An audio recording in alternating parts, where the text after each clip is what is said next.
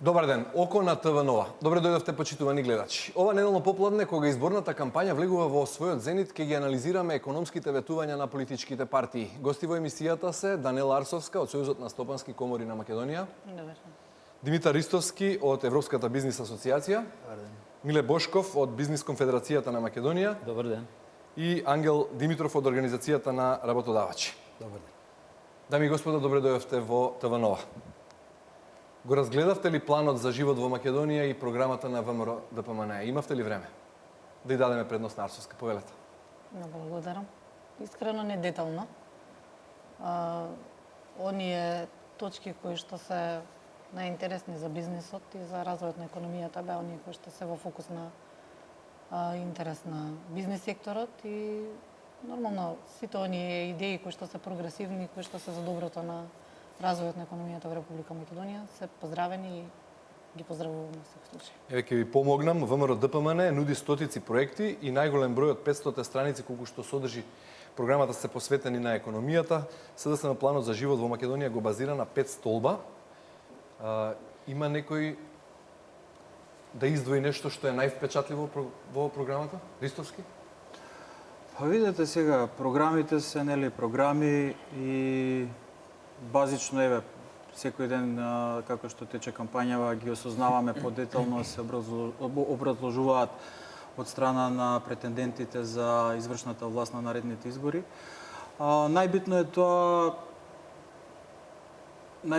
е што тоа навистина ќе се реализира. Затоа што еве бевме изминатиот период оптоварени со тековната политичка ситуација и ние, верувам сите што сме овде како представници на бизнис заедницата, со нетрпение очекуваме пред се оваа политичка состојба да заврши, изборите да се одржат, да се видат резултатите, а веднаш после тоа да се премине кон реализација на тоа што ни се ветува во овие кампањи и стабилизација на политичката, а воедно и на економската состојба во Македонија. Во фокусот на програмата на ВМРО ДПМН е отворање на 70.000 нови работни места и смалување на невработеноста од сегашните 24% на 17%, намалување на буџетскиот дефицит и зголемување на економскиот раст на 4,5%. Ова се точките на кои се планира реализација на неколку стотици проекти кои имаат за цел да овозможат повисок стандард на граѓаните, модернизација во сите сектори, а притоа Македонија да остане умерено задолжена земја. СДСМ пак ветува по високи плати, минимална и просечна, финансиска помош за домашните компании, помош за сиромашните. Другите два столба се ефикасни институции за граѓаните и правда за сите. Бошков, што е она што вам ви паѓа во очи? Па пред се големите бројки околу вработувањето, односно се надам дека ВМРО ќе најде систем доколку ја добие власта да ги вклучи и тие што се нерегистрирани во неформалната економија за да ја достигне таа бројка. И тоа ќе биде чекор кој навистина може да биде ветувачки, бидејќи невработените се, според нас во Бизнис конфедерација на Македонија, невработените се уште, процентот се бројка за која треба детално да се разговори, да се елаборира, бидејќи јасен е показател од колку активно бараат работа, тоа е јасно видливо преку Агенцијата за вработување и колку неактивно се само регистрирани. Така да има можност таа бројка да се достигне, само што навистина треба Зборувате за 24 до 17? Говорам за сите мерки кои ги опфаќаат. Некој рековте бројка да се достигне. Мислевте на 17% намалување на невработеност? Да, бидејќи реално во Македонија процентот околу оној кој ние затоа така и напоменав, ние што го сметаме помеѓу 12 и 15% реална невработеност, оние навистина кои бараат работа. Сето друго е во согласност со она што го имаме како официјален параметр дека 40% од економијата се уште е во сивата зона или во неформалната економија.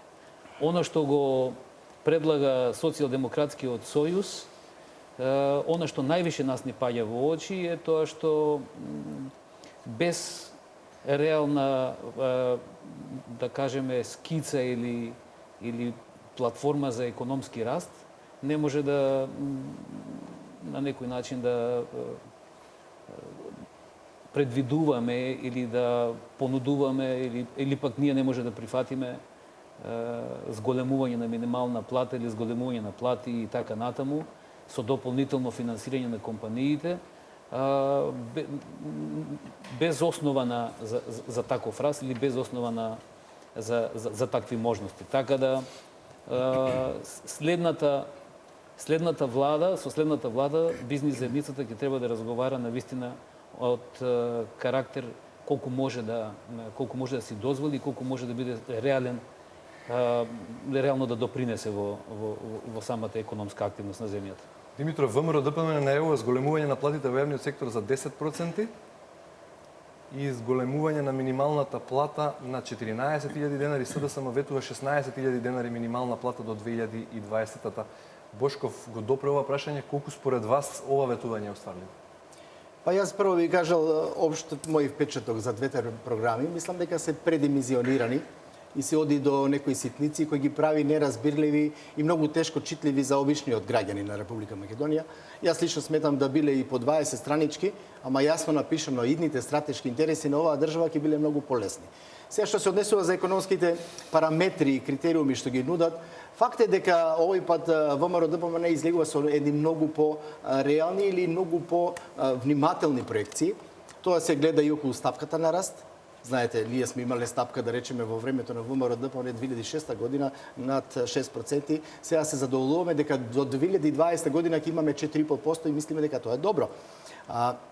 Тоа се однесува и за другите мерки околу, да речеме, и бројот на невработеноста, особено околу буџетскиот дефицит, кој покажува една огромна предпазливост на ВМРО ДПМН, дури предлага да се воведува и на фискални правила за да се ограничи кој да е на власт зголемување на јавниот долг над 60%.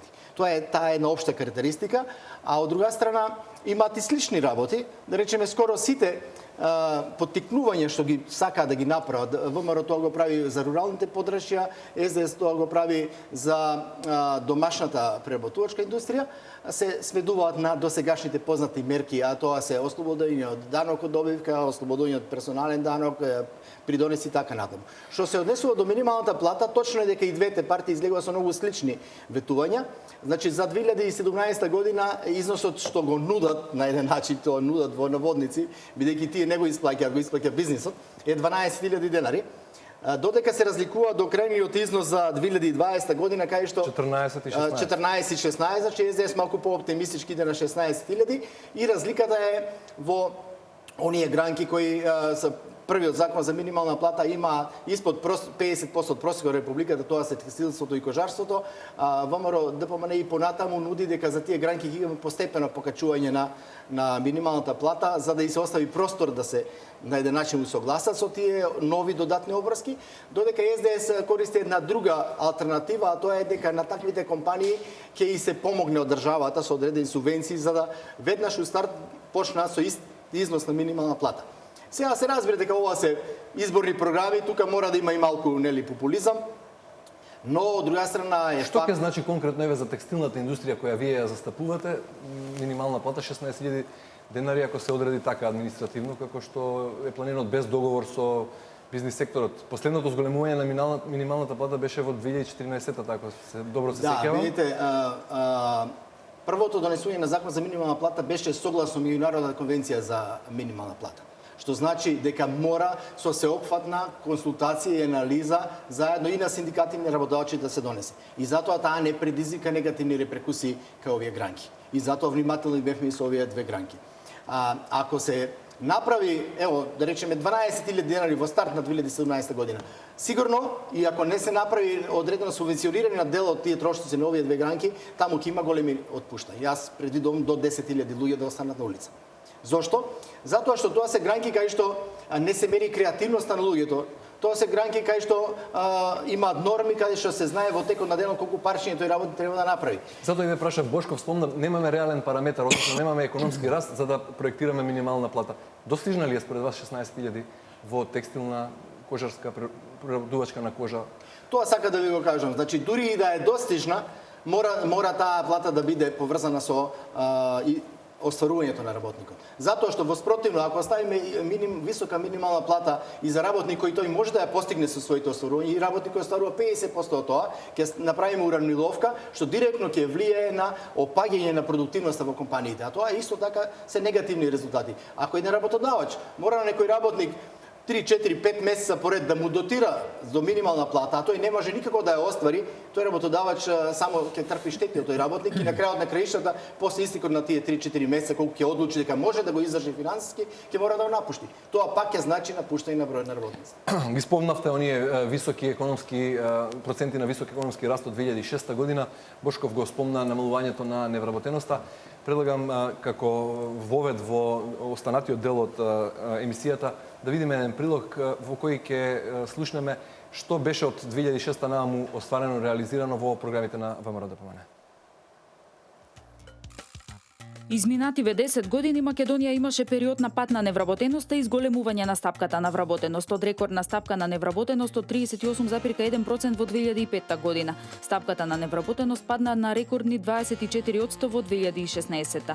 Растот на вработувањата е благодарение на привлечените странски инвестиции, формирањето на економските зони и мерките на владата, особено проектот Македонија вработува, преку кој се вработени 19.000 лица и Македонија вработува 2 со над 330 вработувања. Работните места не се креирани во државната администрација, туку во приватниот сектор, а тоа е позитивно за македонската економија. Британската компанија Johnson Matthey е можеби најзначајниот странски инвеститор за Република Македонија. Британците досега имаат вложено над 140 милиони евра во земјава, вработуваат околу 600 луѓе. Во листата на најдобрите странски инвеститори е и белгиски Ванхол, компанијата која што повторно во земјава ја врати индустријата за производство на автобуси.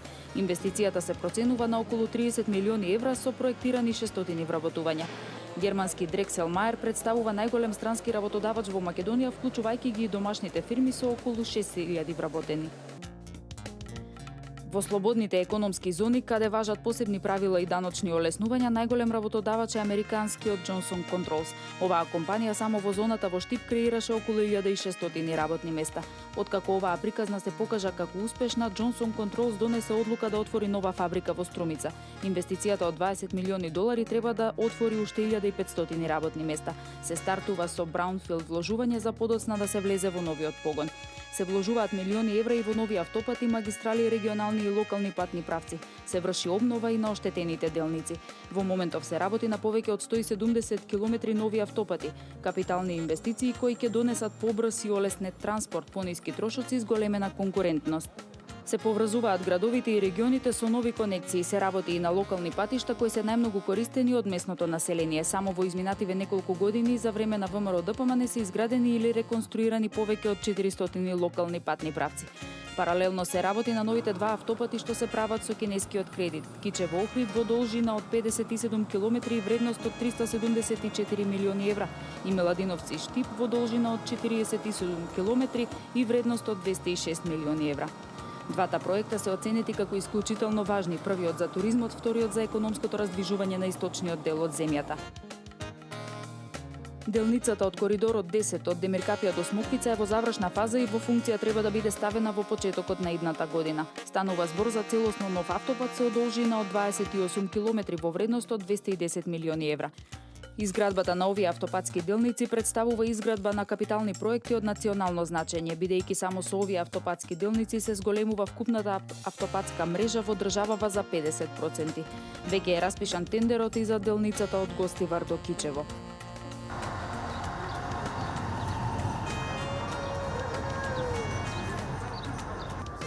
Паралелно со сите други инвестиции во земјава, владеачката гарнитура за првпат сериозно пристапи и на осовременување на железницата. Набавени се 150 нови вагони од различни типови за товарен превоз вредни 15 милиони евра. Извршена е набавка на 6 нови патнички возови, за што се вложија нови 25 милиони евра, а во тек и фазната изградба на пругата кон Бугарија. Тука е и проектот за реконструкција на 10 железнички станици. Во тек е изградба на пругата од Куманово до Белјаковце во вредност од 40 милиони евра. Тече тендерска постапка за изградба на делот од Белјаковце до Крива Паланка со проценета вредност за изградба од 147 милиони евра, а во исто време се врши проектирање и на делот од Крива Паланка до границата со Република Бугарија. За да се комплетира цел Коридор 8, започнато е и проектирање на пруга кон Албанија. Во делот на сообраќајот набавени се 6 нови патнички возови.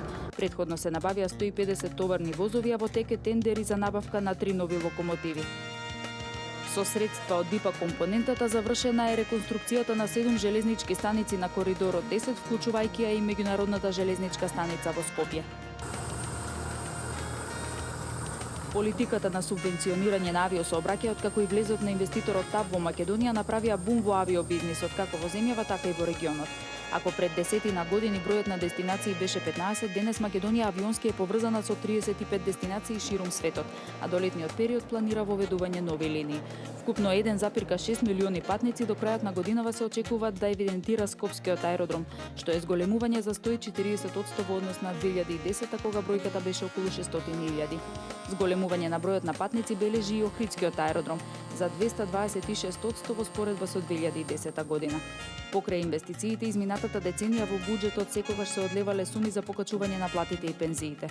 Во последните 10 години платите во Македонија се зголемени за 60, а пензиите за 70%. Во програмата на ВМРО ДПМН за изборите на 11 декември предвидено е зголемување на платите во јавниот сектор за вкупно 10,25%, во јануари 2018 и во јануари 2020 година по 5%. Пензиите ќе се зголемат за вкупно 10,25% и тоа во септември 2018 и во септември 2020 година по 5%.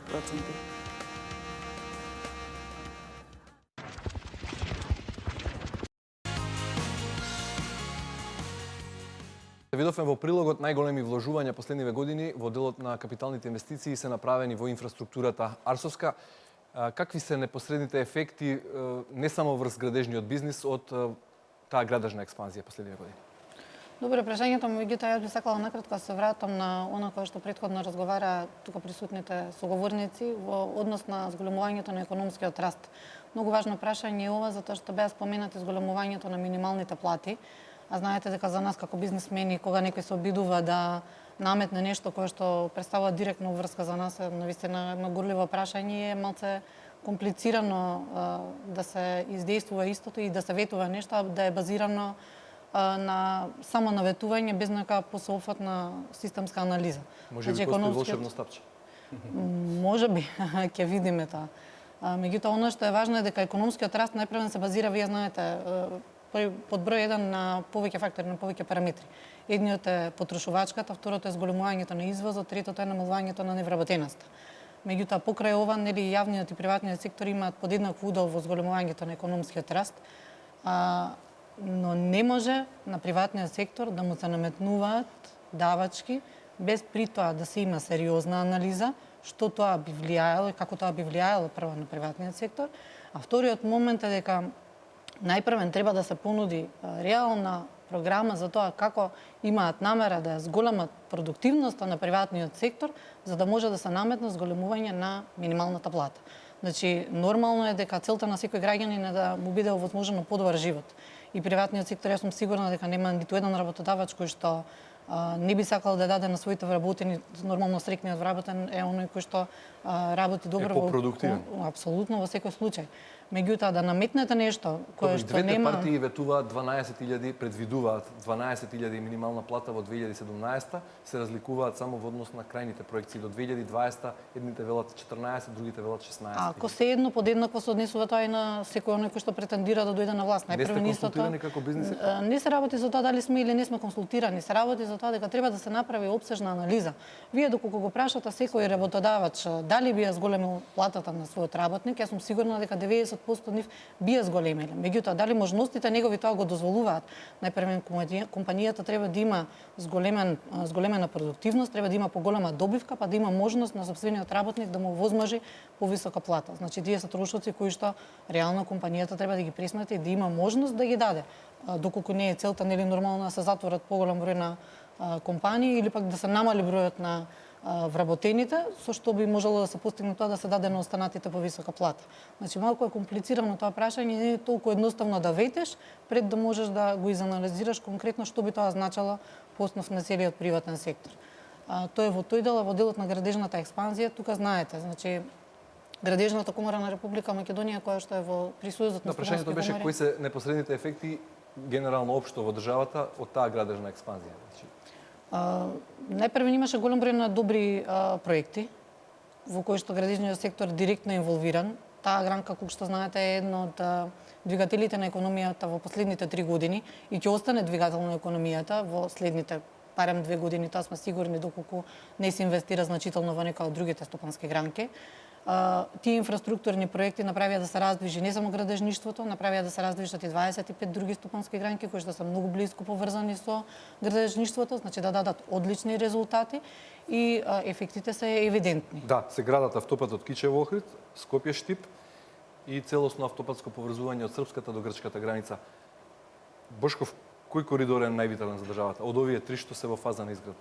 Па, нормално дека коридорот 10, север-југ и нормално коридорот 8, може би е добро, бидејќи вашата телевизија на некој начин е една од најгледаните во македонската јавност, да го споменам и оно што го предложив пред некој ден во Европска делегација, консултирајќи ја и разговарајќи за новата економска реформска програма 2017-2019, каде што на предлог на повеќе стопанственици го протежираме и коридорот 8А, ние така го нарековме, во долниот дел, во јужниот дел од земјата, исток-запад, за да можеме да имаме поврзување Гевгелија Охрид?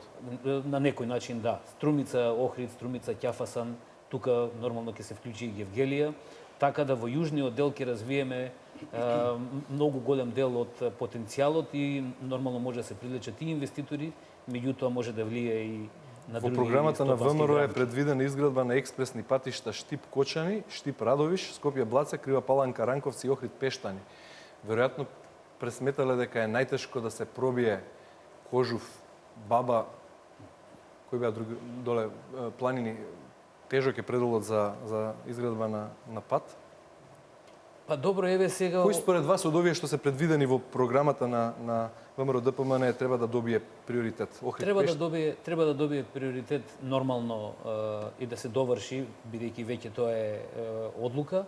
Коридорот 10, коридорот 8 мора, значи од она што е најавено, нели, до Крива Паланка и нормално мораме да се поврзаме, значи она што е најавено со Приштина, со Косово, за да можеме да... Имавме ние уште еден предлог, а тоа е некакво си тесно, значајно иновативно поврзување од Тетово до Призрен, затоа што така едно големо кружење до пристаништето до Драч исто така намалуваме, нека биде тоа на некој начин и една идеја за нови градежни инвестициски активности. Меѓутоа, има уште нешто што мора да се напомене.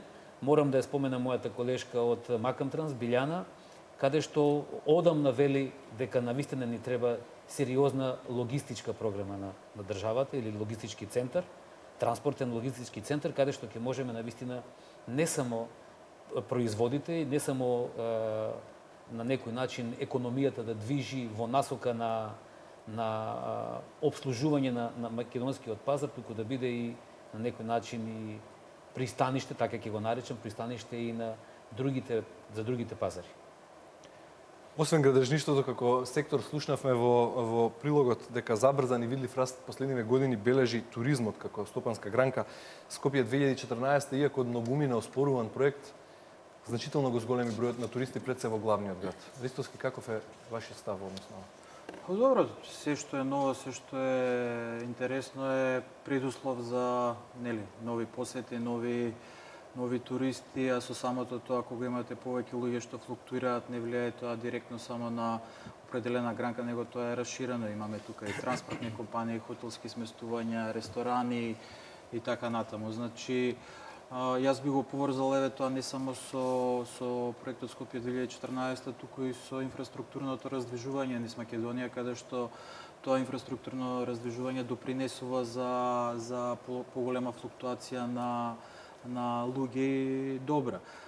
Тука како еден од проектите и воведувањето на големиот број авионски линии, преку кои што Македонија се поврзува низ голем број центри низ Европа, кои што овозможуваат непречена посета и брзо и лесно транспортирање на сите овие луѓе, што е предуслов за уште повеќе уште повеќе туристички посети.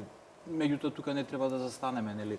Успешна туристичка дестинација предполага многу, има уште многу работи кои што може да се направат, да се подобрат од анимација на тие туристи, сместувачки капацитети, стандардизација, организирани тури и така натаму.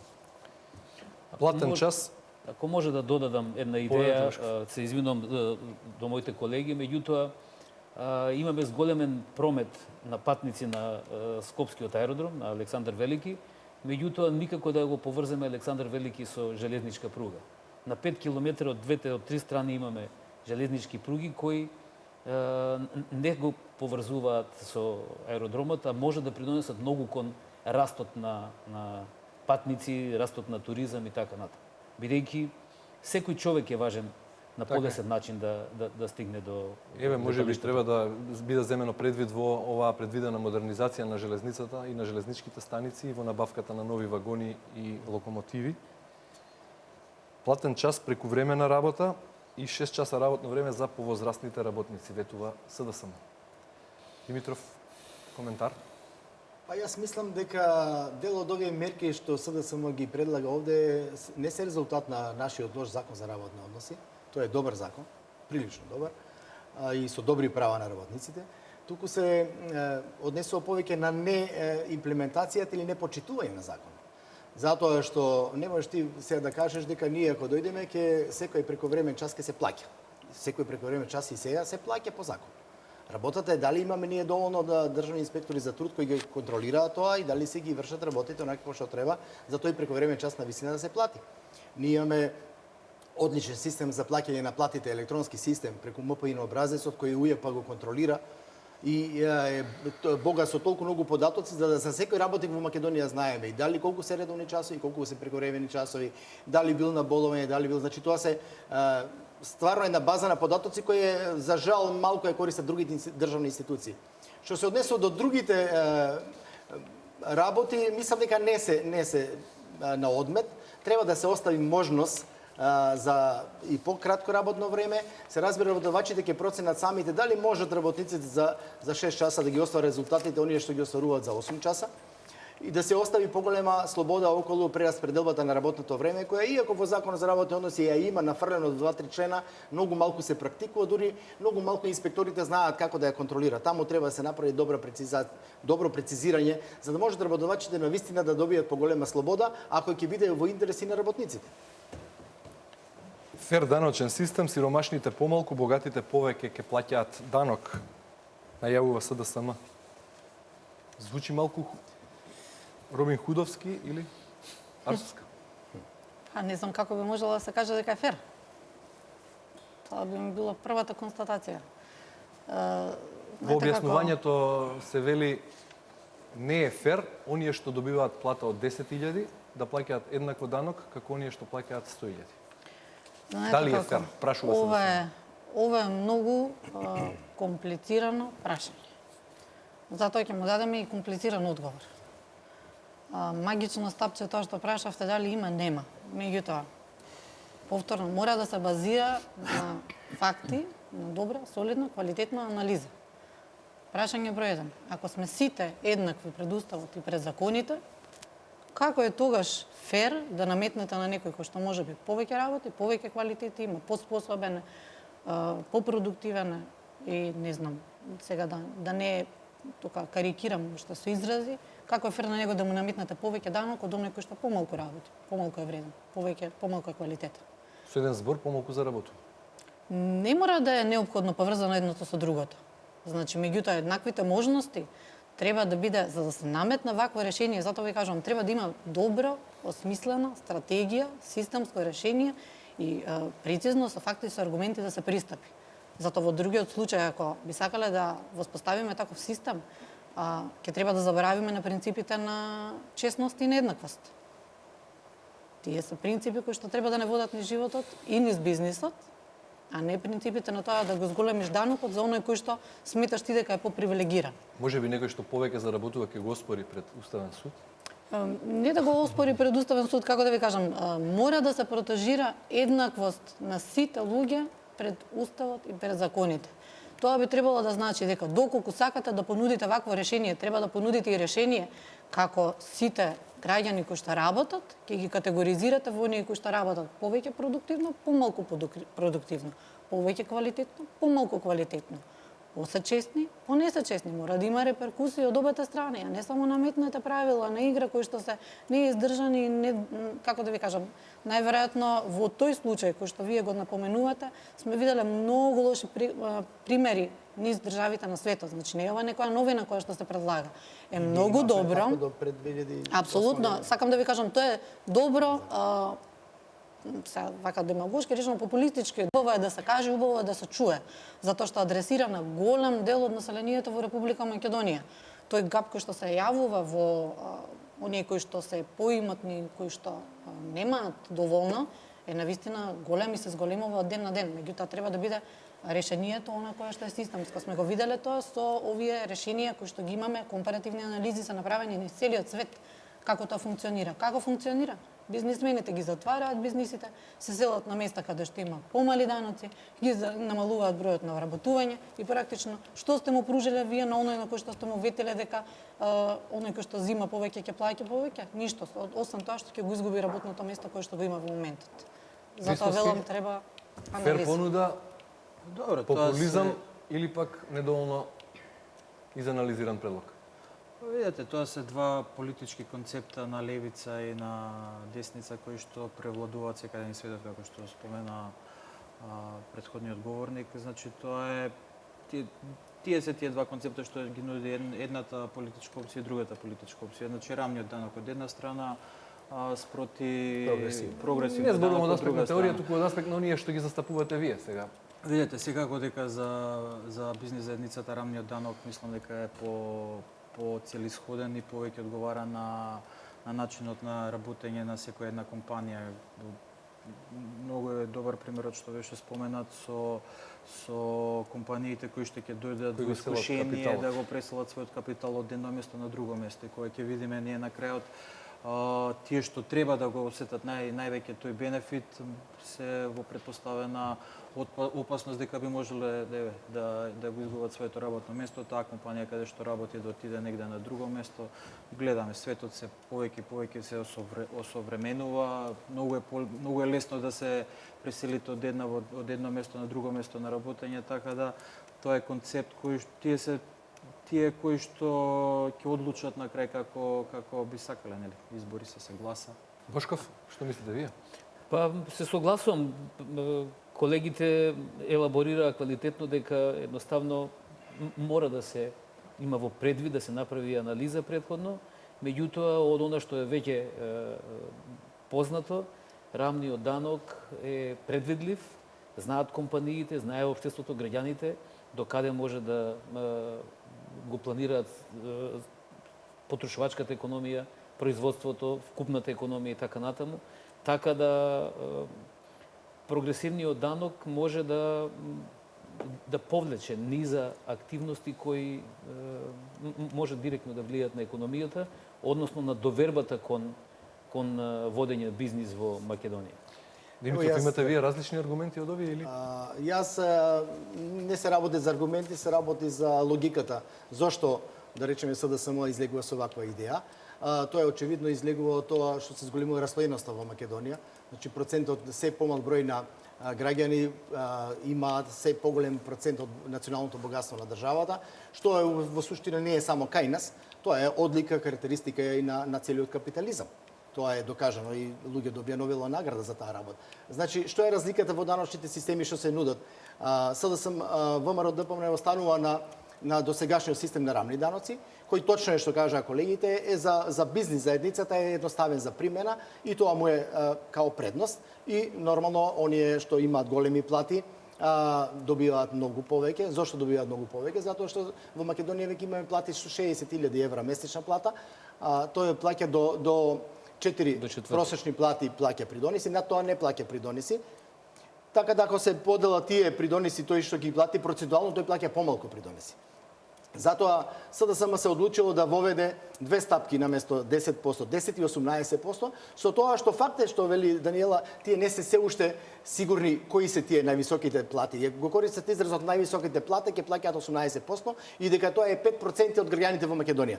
Но което е износ од кој натаму ќе се смета на висока плата и тие не го имаат пресметано, затоа што навистина треба тоа да се направи една добра анализа. Другата работа што ја променуваат во даночниот систем е дел од поврат на ДДВ-то, 15% платено ДДВ освен на луксузните производи, и тоа е вака гледано може популистичка мерка, таа може би и добра мерка во однос на намалување на таа раслоеност, затоа што побогати луѓе не верувам дека ќе се обираат фискални сметки за на крајот на годината да бараат поврат. Но од друга страна, најдобар факт дека за тоа треба исто добра припрема да се направи, иначе би било лошо, е резултат што Зоран Заев, која беше пратеник во парламентот на Република Македонија, предложи тогаш таков закон, но тој не пројде со образложение на министерот за финансии, тогашниот министер за финансии Никола Поповски, дека Управата за јавни приходи не е спремна да води евиденција и дека ако нема добра евиденција, добра припрема, тој може да се злоупотреби. Што значи тоа? Може да се фалсификуваат такви сметки и да се земе дан. Значи, идејата е добра за намалување на таа раслоеност, но сите овие работи мора добро да се изанализира, да се направи добра припрема, затоа што во Македонија не се проблем законите, проблем имплементацијата. Подобро да ги припремаме законите цела година еден закон, но кој ќе дојде на сила да вистина да добро се имплементира. Само да надополнам. Повелете Кусо, да одиме на други прашања. Едноставно, кога станува збор за највисоките плати во Македонија, финансискиот сектор, информатичките технологии, осигурување, ние во Македонија немаме направено, тоа се вика бенчмаркинг на платите. Не знаеме која е највисока плата. И затоа од таа страна не можеме да правиме анализа како ќе го постигнеме ефектот на прогресивно оденачување. Ке ми извините, меѓутоа не е тоа единствениот проблем. Давање на решение кое што не е базирано на сопфатна анализа е она кое што понатаму во праксата ќе креира огромни проблеми. Тоа е она кое што го кажуваме. Едно е вие да дадете насока дека во програмата ќе овозможите на луѓето раслоеноста да се намали преку тоа што ќе оданочите повеќе, меѓутоа не водите сметка дека нашиот систем генерално, она кое што кажувате, треба да се темели на еднаквост и така натаму, е солидарен систем. Тогаш значи дека не гледате дека само, еве да кажеме, оние кои што земаат поголеми плати плаќаат процентуално кажано помали давачки кон државата. Меѓутоа, дали се гледа и дека во здравствениот систем многу голем број од луѓето солидарно дотираат, за да голем број од граѓаните кои што немаат социјално покритие, да можат да ги користат тие здравствени услуги. Значи, целиот систем ни се темели на солидарност и на еднаквост. Значи, сега вие во еден сегмент само да го земете, да го изберете затоа што добро звучи и да кажете чекајте малку сега ова ќе го промениме, малку нереално мене ми изгледа тоа и мислам дека треба да се изанализира многу добро и квалитетно.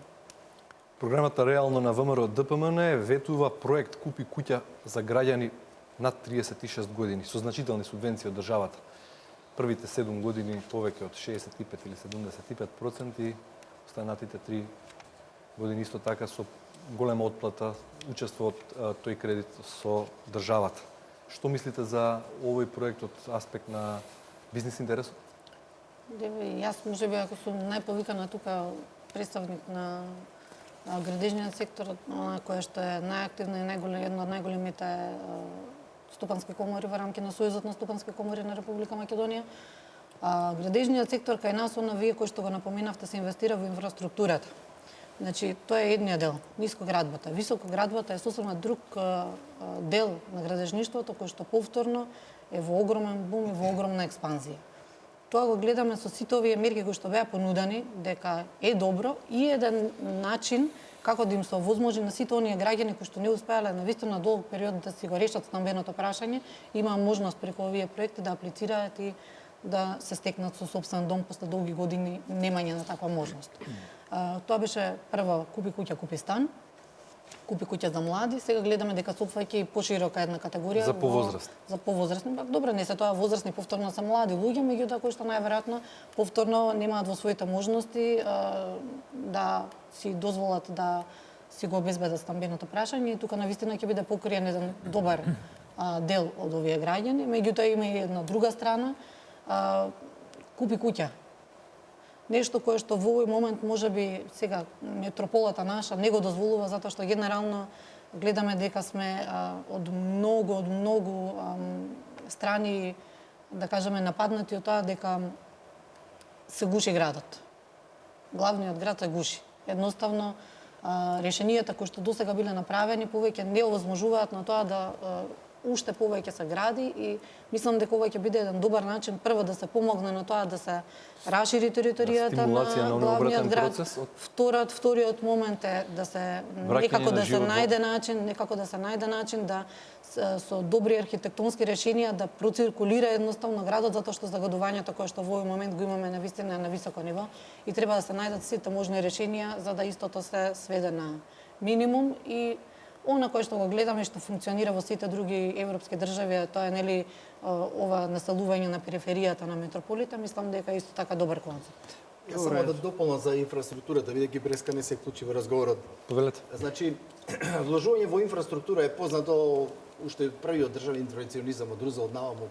Сите влади и ден денеска ја користат таа инфраструктура за подобрување на подобар развој на бизнисот, бидејќи кај нас, ако ги гледате само стапките на раст, индустријски раст, ќе видите дека градежништвото со стапки над 20-30% во некои квартали го одржува тај наш раст околу 2 до 3%, додека сите други гранки имаат големи проблеми.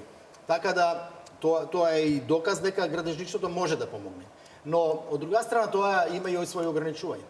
Тоа значи зголемување на буџетскиот дефицит, зголемување на јавниот долг. Овој пат во програмата, како што реков, ВМРО ДПМН е многу повнимателна со тоа. Дури ако ги земете вкупните проекти што ги предвидува, да речеме, тие предвидуваат во својата програма околу 985 милиони евра само во градежни објекти, во патна инфраструктура и околу над 800 милиони евра во железничката инфраструктура, додека СДСМ излегува со тоа дека во идните видниот период треба најмалку 3 милиарди евра или тие поконкретно велат дека ќе треба национален консензус на сите да најмалку се инвестира 500 милиони евра годишно во инфраструктура. И знаете, малку се лицитира со бројките. Мислам, дури ова поскромната бројка на ВМРО веќе е тешко остварлива, затоа што ако ги гледате првите корекции за дефицитот, тие се свесни дека дефицитот мора да го намалиме на 2%. И во стратегијата за јавниот долг се изјасни да го намалат, ама во последни 2-3 години никој тоа да успее. Така да и СДСМ мора да е свесен дека тоа е многојаловски тешка работа во услови кои Македонија со еден скромен GDP, кога веќе јавниот долг се движи на околу над 50%, се помалку било која влада што ќе дојде на власт има можности да ги користи инфраструктурите објекти за подобрување на бизнис климата, тоа е за поспешување на економскиот раст. Тука може да дојдеме и до теориите на Кейнс, Фридман и Штиглиц. Кој е во право? Нели рековте водење на економијата од страна на левица или десница? Јас би одел со следното прашање, ако немате што да дополните. Ако може да се вратам на проектите Купи куќа, купи стан и така натаму. Мислам дека овие се исклучително битни проекти за Македонија генерално. Од два аспекта, како што тие го таргетираат бизнис секторот, тоа е една работа и сигурно дека ќе дадат дополнителен потик на тој сектор градежништво. Меѓутоа, мислам дека уште побитно е дека можеби овие проекти, особено овој последниот со Купи куќа за луѓе на 36 години може да влие демографски на Македонија. Свесни сме дека се повеќе луѓе ја напуштаат Македонија, што јас мислам дека тоа е нормална работа. Можеби нас не звучи вака драматично, меѓутоа тоа е глобален феномен. Можеби тоа ќе биде дополнителен фактор луѓето да си останат на своето место на живење. Не знам, другите помали градови во Македонија, па таму да се развие тој сектор на градежништво, таму да се инвестира малку повеќе, луѓето да имаат причина да останат и све тоа да повлече еден ланец на други последователни економски активности. Ова исто така би го поврзало во овие проекти демографија, би го поврзало со последниот извештај на Европската комисија во делот на економија, нели, прогрес репортот за Македонија, каде што се наведува дека македонската економија е недоволно конкурентна, умерено конкурентна за да се надпреварува на пазарите од заедничката Европска унија. Значи, ние мора да направиме како систем, како држава максимум, да извлечеме максимум, да си ги задржиме квалитетните луѓе. Значи, Тоа е ние да се обидеме како држава, затоа што патот на Македонија членство во Европската унија, тоа предполага да ги имаме најквалитетните луѓе на располагање и да имаме развиена држава, не само развиен главен град, него да бидат сите центри на економијата, како во Источна Западна Македонија и Јужна Македонија, да имаат подеднаква конкурентност, за да можеме генерално да ја развиеме целокупно македонската економија. Добро, во последниот дел од емисијата ќе одиме со уште неколку прашања од програмите на двете најголеми политички партии, но кога веќе ги имаме скицирано ставовите и расположението и впечатоците на бизнис заедницата во однос на она што досега го слушнавме и видовме како понуда во политичките програми, што се однесува на економијата, јас би сакал да ја анкетираме и академската фела. Ако е можно, во емисијата да го вклучиме професорот Сашо Кожухаров од Универзитетот за туризам и менеджмент. Професоре Кожухаров, ако сте во можност да се вклучиме, ако не, додиме со уште едно прашање, па да се обидеме повторно.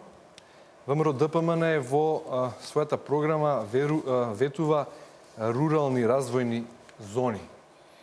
Тоа е некое дополнение, односно, веројатно, плюс на видливиот бенефит од оние така наречени странски капитал што влезе во индустријските развојни зони од повеќе од 2,5 милиарди евра во изминатите 10 години. Што мислите, Кусо, за проектот рурални развојни зони?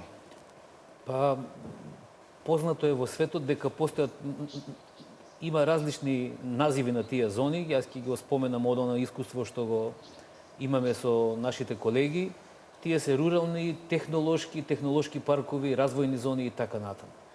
Замислите во било кој крај од земјата, во некоја си фокусирана или концентрирана економија, кај нас, особено во руралниот предел на земјата, активно е земјоделието или агрокултурата, процесирањето на храна. Една мала техника и за вашите гледачи дека тоа може да биде и во налик на слободните економски зони, каде што можеме да влијаеме не само на економскиот раст, туку и да покажеме дека имаме добар однос и кон човечката средина, кон луѓето кои работат таму, може да се направат паметни паркови, каде што може да бидат многу добро и инфраструктурно поврзани и навистина да можат да произведуваат не само лом производство или допакување или до фабрикување на производство, него и производи, туку и на македонски производи да влијаат директно и на локалната економија. Вашите мислења ќе ги чуеме малку подосна. Го имаме во емисијата професорот Кожухаров од Универзитетот за туризам и менеджмент. Професоре, добар ден, како сте? Добар ден, поздрав и од студентите на Универзитетот за туризам и менеджмент. Ние овде дебатираме за... Да, благодарам на поздравот. Ние овде со господинот Бошков, господинот Димитров, Арсовска од Сојузот на стопански комори и Ристовски од Европската бизнес асоциација дебатираме за програмите на двете најголеми политички партии и особено во оној дел што се однесува на економијата. Дали вие би можеле вака да видите прв импулс на академската фела? Ги разгледавте ли програмите и што е она што е највпечатливо таму? Програмите ги разгледав само во делот на економија. Во делот на политика, навистина, немав можност и немав ни посебно некој оптеретување да треба да ги прочитам. Реално или план за живот во Македонија? Реалноста е секогаш базирана, особено на континуитетот кој се спроведува наназад со 7-8 години и кој што ценам дека ќе продолжи. Она што може да се каже е дека базирани се проекции на мислењата, односно на искуствата на стопанственици, на научната област, како што вие ја нарекувате, како и на консултациите кои се направени со меѓународните институции. Јас особено би укажал само на еден сегмент на оваа дејност, а тоа е не само ослонување или наслонување, придржување кон странските директни инвестиции, туку пред се кон зголемување на степенот на искористеност на домашните ресурси, независно во кој облик ќе биде. И досега тој беше, кажувам, особено во последните неколку години, беше фундиран како основа за развојот. Бидејќи основа не ни се само девизните дознак, како што кажа гувернерот, кои што се намалуваат, не ни се само странските директни инвестиции, не ни е штедењето, не ни се отварањето само на слободните зони, независно дали се тие во областа на индустријските, во царинските слободни зони или како што претходникот, како што имав можност да слушам бидејќи бев на предавања, не знам што беше разговарано, во областа на руралниот дел. Морам да кажам дека Министерството за земјоделство има и свој посебен дел кој што функционира и е поставен како организационен дел за развој на руралниот сегмент. Лон арбајтот или допакувањето, како што кажа претходникот, секако дека е една фаза која што имплицира постоење на стандарди. Стандардите ги креираат меѓународните институции задолжени за стандардизација во сите области. Она што треба да го земеме во предвид, особено кое што го имавме во можност, особено што имавме во можност да го разгледуваме, се одредени одредби или узанси од меѓународните склучени договори за слободна трговија, односно за утврдување на лимитите на квотите кои што може да се тргуваат без да има ограничување на увозот и извозот. Бидејќи беше спомнат руралниот развој, и тоа сме сведоци. Многу теми. Инаку, да. Генерално довршете, мисля да повелете? Не, значи за програмите ме прашавте, мислам дека програмата која што тече во континуитет има своја тежина. Професоре, ви благодарам за ова вклучување во Око на ТВ Нова. Ние ќе продолжиме во студиото со нашите гости, но претходно ќе го слушнеме и ставот на првиот синдикалец, господин Живко Митревски. Ние ги анализиравме тие програми, ги анализиравме сите тие активности што се прават. Само една политичка партија официјално побара од нас, тоа е партијата на ВМРО ДПМНЕ. Официјално да ги разгледаме, да ги проучиме и понудите кои се нудат и она што значи понатамошен развој и перспектива. И кога зборуваме за нашиот однос кон одредени понуди, кон одредени платформи и реформи, ние секогаш одиме кон она што значи реално остварување на таквите програми, што значи кон реално остварување на оние програми и ефекти кои ги имаше владата на Република Македонија, предводена од ВМРО ДПМНЕ со коалиционите партнери, и секогаш настојуваме да реализираме активности кои ќе бидат поврзани со реални понуди и со реални програми. Добро, ги слушнавме Митревски, претходно професорот Кожухаров. Дами и господа, повелете, значи прашањето последно на кој одговори Бошков беше концептот за рурални развојни зони. Останува и сегментот за земјоделство. Оно што се нуди во двете програми е, повелете Арсовски, скоментирате го. Единствено што може да се каже дека секоја од програмите која што нуди решение за поквалитетно окрупнување на земјоделието во Република Македонија е прифатлива за бизнес секторот. Значи, треба да знаеме кои ни се потенцијалите, треба да знаеме што е она во кое што навистина можеме да бидеме добри, квалитетни, конкурентни, и тие наши предности да ги форсираме и да гледаме да бидеме што подобри во истите. Знаете дека во Република Македонија градежништвото беше двигател на економијата, меѓутоа двете останати гранки стопански кои што сметам дека имаат најголем потенцијал да не пробијат на пазарот се земјоделието.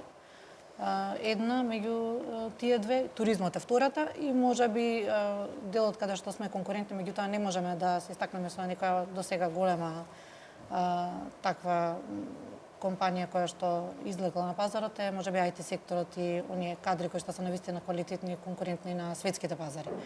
Во земјоделието, она кое што можеме да го поддржиме и кое што треба политичките партии несомнено да го знаат, дека треба да се направи стратегија како да се окрупни. Ние како Република Македонија мала затворена економија сме, меѓутоа тоа што го прават индивидуалните земјоделци и покрај тоа што е субвенционирано од страна на Република Македонија е недоволно освен за задоволувањето на домашниот пазар. Доколку сакаме да излеземе надвор од рамките на Република Македонија, знаеме дека сме плодно тло за земјоделие, треба да се пристапи кон системско здружување на земјоделците, окрупнување нормално на посевите и на се оно кој што тие го произведуваат, за да може да се пласираат производите на странските пазари. И верувам дека поради тоа што сега во овој момент Република Македонија важи за едно плодно подрачје во кое што се употребуваат семења, се употребуваат суровини кои што се навистина квалитетни, се барани на странските пазари, немаат GMO елементи и така натаму, затоа што таа не е нели она кое што е барано од Република Македонија, бидејќи се уште не сме во Европската унија и така натаму. Мислам дека навистина имаме огромен потенцијал и треба да го искористиме тоа. Да, ама мора да се вклучам овде. А може би ако ги гледате двете програми за земјоделие се најслични помеѓу. Двете нудат големи суми на субвенции. Нудат ВМРО, значи од сегашни 130 нуди 150 милиони, СДСМ нуди 160 милиони евра и со разни поволности околу намалување на стапката 18,5% за разни производи, субвенција за набавка за купување ново стадо и така натаму. Но ако не ги промениме ние начинот на доделување на тие субвенции, резултатите ќе бидат скромни како што се скромни до сега. Че не можеме ние со толку големи субвенции во земјоделието, кои се 10 пати поголеми од целата индустрија, било која индустрија во Македонија, да имаме зголемување на увоз на храна, да имаме лани дури намалување на број на работници и така натаму. Значи, ако ги израчунате активните мерки и политики што државата ги дава во другата индустрија, тие се многу поефективни и даваат многу подобри резултати барем на бројот на вработеноста, за разлика од земјоделието. Значи во земјоделието фрламе многу пари, а многу малку ефекти. Затоа и двете партии треба да размислат добро што треба се смени за да тие средства дадат ефекти, а не само да бидат трошок на буџет. Еве, јас ќе ви се надоврзам тука на кратко. Двете партии треба да консултираат бизнис секторот, пуснав ново прашање затоа што тие можеби не знаат, меѓутоа ние знаеме што треба. Тоа што го кажувате дека се истураат субвенции во другите сектори, меѓутоа во ово има најмалку ефекти, најголем дел во случаевите тоа е ефектот поради тоа што во конкретниот случај се работи за таргет на население кој што навистина има пониско разбирање за што е тоа што треба да го направи за да ете така. Значи едукацијата е клучен елемент. Одиме натаму со уште две прашања. Анкета од јуни годинава на Брима Галуп. Прашањето е, ако може да ја видиме и табелата, со која политичка партија и незината програма има подобра иднина за Македонија. На ова прашање за ВМРО ДПМН се изјасниле 27,4% од испитаниците, а дека со програмата на СДСМ има подобра иднина за Македонија рекле 14,6% од испитаниците. На анкета на истата агенција, Брима Галуп, неколку месеци порано, пак е поставено и конкретно прашање кој подобро ја води економијата. Во одговорите граѓаните даваат повеќе од двојна предност за ВМРО ДПМН. 50 наспроти 20% за СДСМ, ако може да ја видиме и таа табела. Кусо? Ваквите трендови ги потврдува и последната анкета од минатиот месец, октомври, спроведена од Институтот Павел Шатев. Прашањето е, според ваше мислење, која политичка партија би направила повеќе за економскиот напредок на Македонија?